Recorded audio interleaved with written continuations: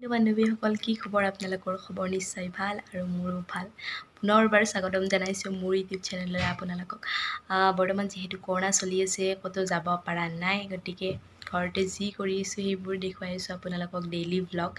আৰু 2 দিন আগতে বাইদেউৰ জন্মদিন গ'ল তাইৰ জন্মদিনৰ কেইটামান ভিডিঅ' ক্লিপ মই ৰাখি থৈ দিছিলোঁ কি নকৰিলোঁ তাইৰ জন্মদিনত আৰু বিশেষকৈ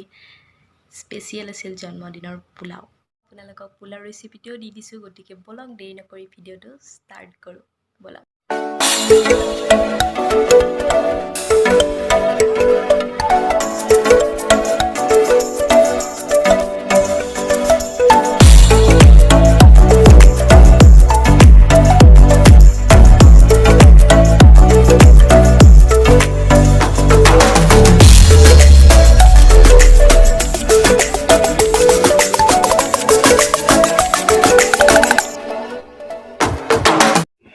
এয়া আমি পোলাও বনাবৰ কাৰণে এনেকৈ বিনসমূহ কাটি লৈছোঁ তাৰপিছত লৈছোঁ গাজৰ এনেকৈ ধুনীয়াকৈ মিহি মিহিকৈ কাটি লৈছোঁ তাৰপিছত লৈছোঁ খিচমিচ তাৰপিছত লৈছোঁ চেৰি তাৰপিছত লৈছোঁ কাজু বাদাম তাৰপিছত লৈছোঁ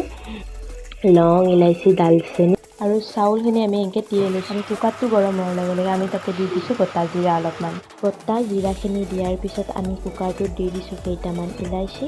কেইটামান লং আৰু কেইটামান দালচেনি তাৰপিছত ধুনীয়াকৈ আমি খন্তিখনেৰে লৰাই আছোঁ তাৰপিছত দি দিছোঁ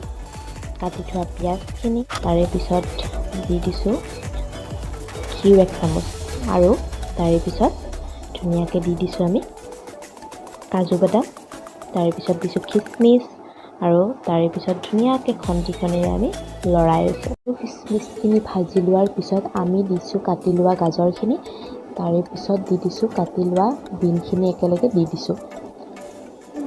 বিনখিনি দিয়াৰ পিছত আমি ইয়াতে কেইটুকুৰমান আলু দিছোঁ আপুনি আলুটো দিবও পাৰে নিদিবও পাৰে আপোনাৰ ইচ্ছা আলুখিনি দিয়াৰ পিছত